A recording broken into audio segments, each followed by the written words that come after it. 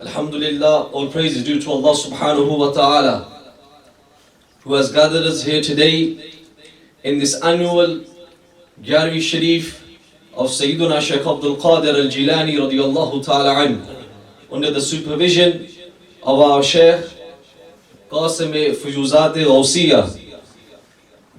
And this is a great honor that we find in the midst of England, that an individual who came over 1,000 years ago is still being remembered in the lands of England. And on this winter night of December, we gather here to warm our hearts with the remembrance of Sayyidina Shaykh Abdul Qadir al-Jilani radiyallahu ta'ala anhu. Sayyidina Shaykh Abdul Qadir al-Jilani, when we look at his life and when we study his life and his sacrifices and his jihad and his struggles and his striving and calling people to the way of Allah and the way of the Prophet sallallahu alaihi wasallam, we have to realize that this individual, why is it that he's being remembered even though he's passed away over 1,000 years ago?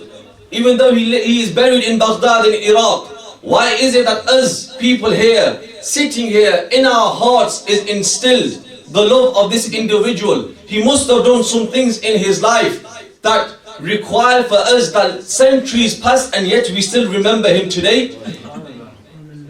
If you look into his life, the Prophet sallallahu alaihi wasallam, when he spoke about jihad, he was on his way back from a battle and the Sahaba ridwanullahi ta'ala alayhim ajma'in were with him.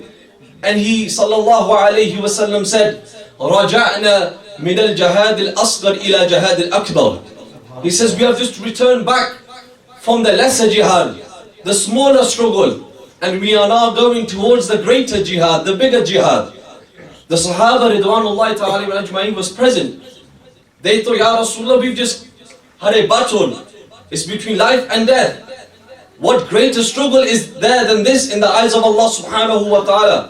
What jihad are you talking about that's greater than this? This is mal jihadul akbar ya Rasulullah. What is this great jihad that you're talking about, that you keep referring to?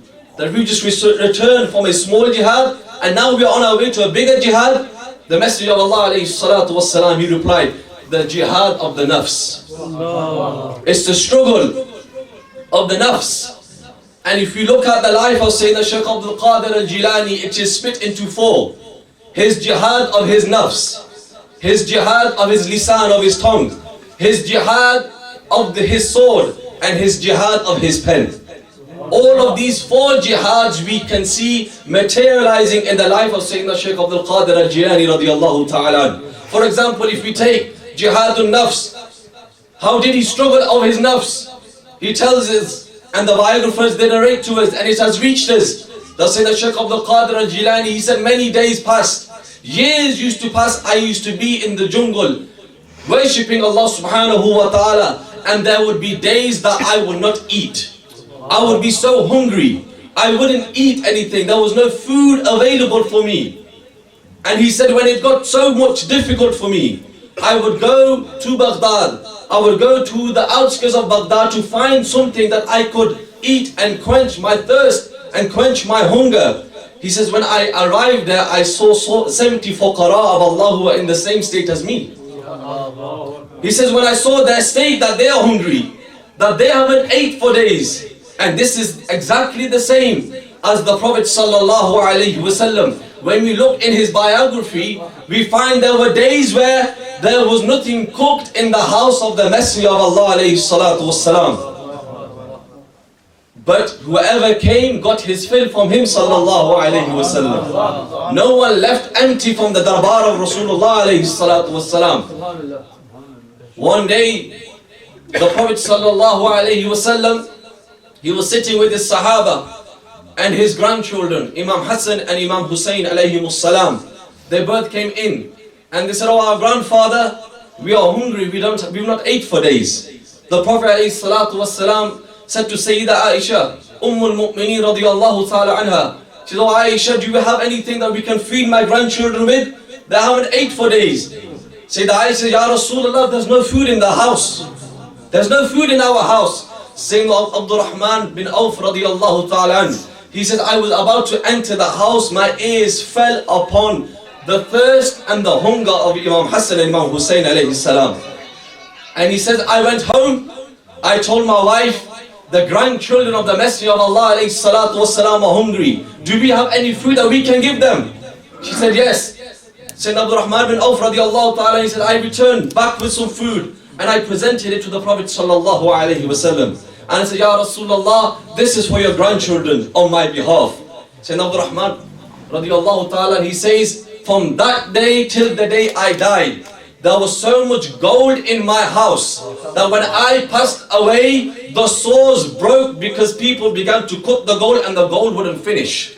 And he says, this is through that sadaqah, the food that I fed the family of the Prophet sallallahu alaihi wasallam, that Allah honored me with this.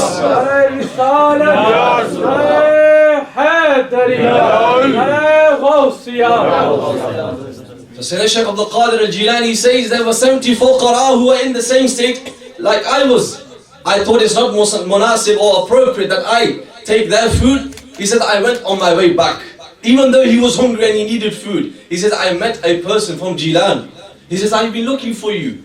I have some food and some money that your mother gave for you. Sayyidina Shaykh Abdul Qadir al-Jilani, he took one portion for himself and the rest he distributed amongst the 74 qara of Baghdad. Hence why this langar that we have today, that has come from that time of Sayyidina Shaykh Abdul Qadir al-Jilani, and he himself says that all of my riyazat, all of my ibadat, the greatest amal I did in my life where I found Allah subhanahu wa ta'ala most pleasing was feeding people.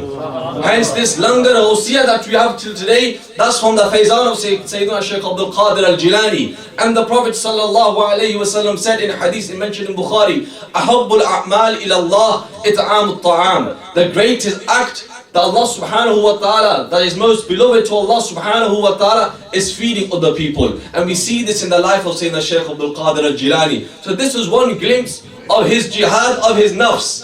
Another glimpse we see that for 40 years he prayed Salatul Fajr with the same wudu of Isha. For 40 years. How difficult it is for us today to pray even 2, 3 with the same wudu. But this man of Allah subhanahu wa ta'ala, that we all gathered here today to remember Sayyidina Shaykh Abdul Qadir al-Jilani, 40 years musalsal with the wudu of Isha, he read his salat of Fajr. This was his jihad of his nafs.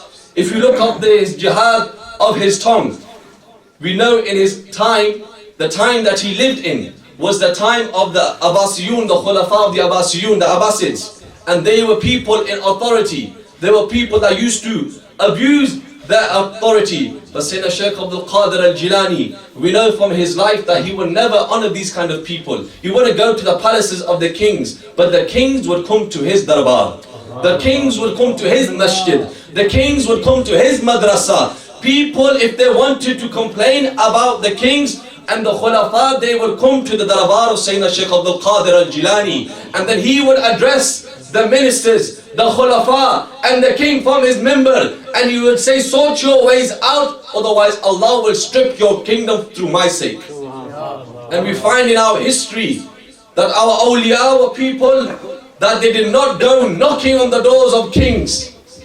They didn't go knocking on the doors of kings. There were people that gave up the sharia and the tariqah of the Prophet sallallahu alaihi wasallam, but rather kings would come to them. We find a story about Mullah Jiman al-Hindi rahimahullah ta'ala. In his time there was a king who said that I am allowed to wear gold. And an individual came to Mullah Jiman, he said, the king saying he's allowed to wear gold, gold is haram for the men. What is your fatwa on this? What's your verdict on this king? Mullah Jiman said, I will address the king on my next speech in Jummah. The next following Friday came and Jummah came. Mullah Jiman said, what is haram for the poor man is haram for the king. There is no exemptions in the Sharia of the Prophet sallallahu alaihi wasallam. There was an individual who was sat in that masjid. He was a minister of that king. He went and reported back that Mullah Jiman said this about you, that you're not allowed to wear gold. Gold is haram for the men of the ummah of the Prophet sallallahu alaihi wasallam. Those individuals, they said if he has said this, then we will arrest him and we will imprison him. There was a murid of Mullah Jivan sat there. He heard what they were going to do to his sheikh. He ran to the house of Mullah Jivan rahimahullah ta'ala, and he told him that they are on their way and they're going to arrest you. They're going to punish you because you've spoken against the king. Mullah Jivan said, if that's the case, then that's not an issue. He rolled out his musalla and he began to read nawafil. And that individual, he realized the khushu and the khudu of Mullah Jivan when he saw him stand at that musalla in front of Allah subhanahu wa ta'ala. He rushed back to the king. He said, oh king, I don't know who this man is, but if he raises his hand to Allah subhanahu wa ta'ala, Allah will strip this kingdom from you. So change your niyyah, change your ways and accept his fatwa. That's why we see in the life of Sayyidina Shaykh Abdul Qadir al-Jilani, when Khulafa would come and give him money, he wouldn't accept that money. One time the Khalifa Mustanjir Billah came to him and gave Sayyidina Shaykh Abdul Qadir al-Jilani some gold coins. Sayyidina Shaykh Abdul Qadir al-Jilani got off his pulpit. He held those coins in his hand and blood began to pour from those coins. And he said that if you weren't from the family of the uncle of the Prophet sallallahu alaihi wasallam, he says, you see this blood, it would have gone and run all the way to your palace. But because you are the relative of the Messenger of Allah alayhi salatu wasalam, I let you off. You're giving me your money and trying to buy me whilst you're doing zulm upon the makhluk of Allah subhanahu wa ta'ala. Sayyidina Shaykh Abdul Qadir al-Jilani, he spoke out against the evils of his time. This was his jihad of his lisan. What is the jihad of his qalam? That the Shia that existed in his time, he refuted them. The Sufis that were the fake Sufis, he refuted them. And he invited people towards Tawheed and the Prophet sallallahu alaihi wasallam. His many books that he wrote, Al-Fatul Rabbani, Futuh al-Ghaib, Sirrul Asrar. These are the books of Sayyidina Shaykh Abdul Qadir al-Jilani. And 400 people would write the words of Sayyidina Shaykh Abdul Qadir al-Jilani in his majlis. And all 400 of them were men of Allah subhanahu wa ta'ala. This was his jihad of his qalam. What is the jihad of his sword? We know in his time, he was a contemporary of Sayyiduna Sultan Salahuddin al-Ayyubi radiyallahu ta'ala an, and Sultan Nuruddin Zangi rahimahullah ta'ala. Sultan Salahuddin's father, Najmuddin Ayyub, he was from Kurdistan. Khulafa before Sayyidina Shaykh Abdul Qadir al-Jilani went to Kurdistan and they tried to defeat the Christians, but they lost every single time. Huzur Ghaus-e Azam went once and every single person in Kurdistan became a Muslim. And from those people that became a Muslim was the father of Sultan Salahuddin al-Ayyubi, Najmuddin Ayyub. He was in the army of Imaduddin Zangi. Imaduddin Zangi is the father of Sultan Nuruddin Zangi. When Najmuddin Ayyub, his son Sultan Salahuddin Ayyubi was 10 years old, he brought him to the courtyard of Sayyidina Shaykh Abdul Qadir al-Jilani.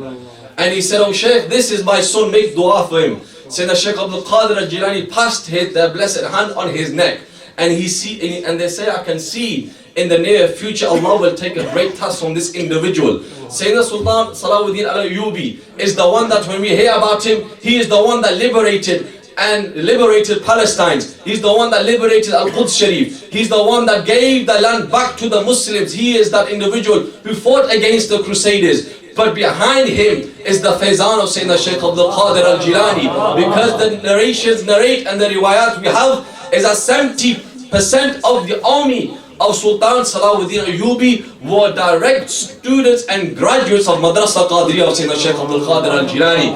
And the day that Palestine was liberated was the 27th of Rajab, it was a Friday. And the Imam that Sultan Salahuddin al-Ayyubi appointed to offer and lead the Jummah was by the name of Ibn al-Qudama al-Maqdisi. He is the Khalifa of Sayyidina Shaykh Abdul Qadir al-Jilani. And when his death came, Sultan Salahuddin Ayyubi's death came, they said, you were a great warrior, but you didn't achieve martyrdom. Allah didn't give shahada to you. He said, how could shahada come to me? How could the sword of the enemy touch my neck? Don't you know who has touched my neck? Sayyidina Shaykh Abdul Qadir al-Jilani. And Sultan Nuruddin Zangi, he is that individual who introduced and he opened up madaris of Ilm al-Hadith in Sham. The first teachers to teach Hadith in Sham were graduates from Sayyidina Shaykh Abdul Qadir al-Jilani's madrasa. Wherever we see that Sayyidina Shaykh Abdul Qadir al-Jilani, he is sat in Baghdad, but all the four corners of the world are benefiting from his fujuz and barakat, directly or indirectly. This is the great maqam of our Ghaus. Hence why Imam Ahmad Rida Khan rahimahullah ta'ala, he says, Tu hai wo Ghaus, ke har Ghaus hai shahda tera. Tu hai wo ghais, ke har ghais hai pyasa tera. That Sayyidina Shaykh Abdul Qadir al-Jilani is that great help of Allah subhanahu wa ta'ala. All the other helpers of Allah subhanahu wa ta'ala, they are his lovers and devotees. And O Ghaus Azam, you are that ghais. You are that abundance of rain, that even rain quenches its thirst from your rain, O Ghaus. And may Allah subhanahu wa ta'ala instill in our heart and strengthen in our hearts the love of Sayyidina Shaykh Abdul Qadir al-Jilani. وأقول قولي هذا وأستغفر الله لي ولكم وآخر دعوانا